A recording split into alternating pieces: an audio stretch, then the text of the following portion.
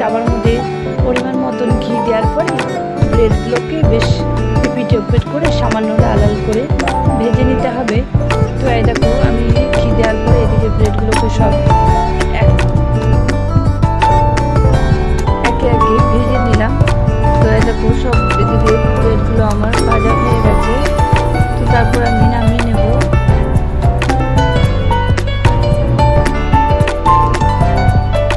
তারপরে একটি পাত্রের মধ্যে ঘি দেওয়ার পরে দিয়ে দিতে হবে পরিমাণ মতন দুধ।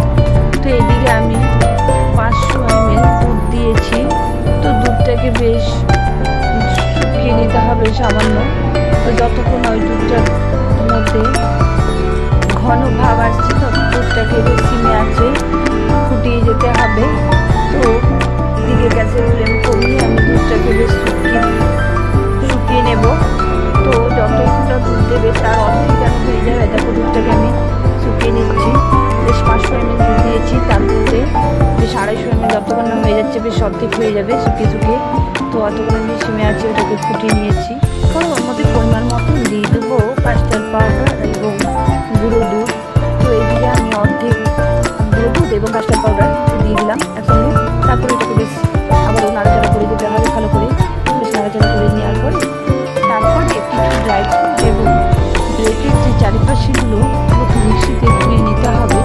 এই দেখো এইদিকে আমন্ড এবং পেস্তা কাজু বাদাম দিয়ে দিলাম এবং ব্রেডের এই চারিপাশেগুলোকে বেশ মিক্সিতে ধুয়ে নিয়ে দিয়ে দিতে হবে ওর মধ্যে। তারপরে এতে দুধের মালাইটা ঘন হয়ে যাবে। তো দেওয়া তারপরে দিয়ে দিতে হবে সামান্য এলাচ পাউডার, পরিমাণ মতন সুগার পাউডার। দেখো এখানে 1 কাপ আমি সুগার পাউডার দিয়ে দিলাম। তারপরে সমস্ত বেশ ভালো করে নাড়াচাড়া করে নিতে হবে সিমে আছে। আর এদিকে দিয়ে দিলাম দেখো এলাচ পাউডার। তারপরে ব্রেডের উপরে গরম অবস্থায় দিয়ে দিতে হবে আস্তে আস্তে করে সমস্ত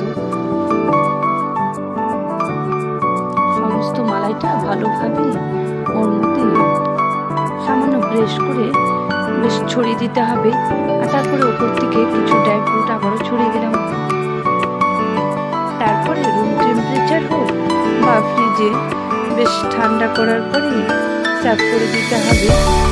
দারুণ হয় খেতে, তোমরা অবশ্যই ট্রাই করবে। আশা করি তোমাদের ভালো লাগবে। এভাবে